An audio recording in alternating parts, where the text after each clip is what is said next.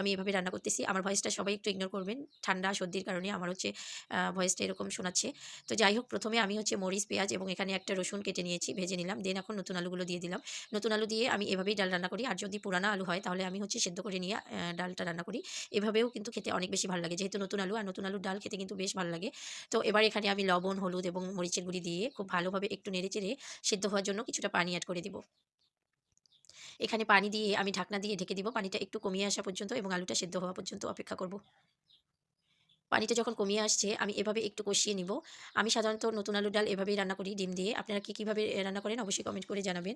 তো এভাবে আমি কিছুটা সময় কষিয়ে নিয়ে এবার একটা ডাল ঘোঁটা দিয়ে আলুগুলোকে খুব ভালোভাবে ঘুটে দিব।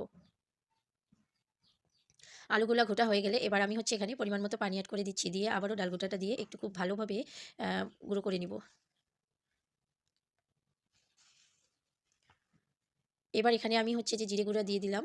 এখানে আমি ভাজা জিরের গুঁড়ি এড করলাম। আর এদিকে হচ্ছে আমি হচ্ছে ডিমগুলোকে আগে থেকেই সেদ্ধ করে হচ্ছে লবণ, হলুদ মেখে দিয়েছি। এবার হচ্ছে তেলের মধ্যে ভেজে নিচ্ছি। এখানে আমি একটু লাল মরিচের গুঁড়িও এড করেছি। ডিমগুলো ভালোভাবে ভেজে নেওয়া হয়ে গেলে এবার আমি হচ্ছে ডালগুলোর মধ্যে ছেড়ে দিচ্ছি। এবার দিয়ে দিলাম উপর দিয়ে ধনেপাতা। ধনেপাতা দিয়ে আবারও কিছুটা সময় নেড়েচেড়ে রান্না করে নিব। এভাবে রান্না করলে খেতে কিন্তু বেশ ভালো লাগে। আমার বাসায় সবাই এভাবে অনেক বেশি পছন্দ করে নতুন আলুর ডালটা। আর আমি এভাবেই রান্না করি। আমার রান্নাটা কিন্তু একদম হয়ে গেছে। এখন হচ্ছে যে আমি নামিয়ে নিচ্ছি।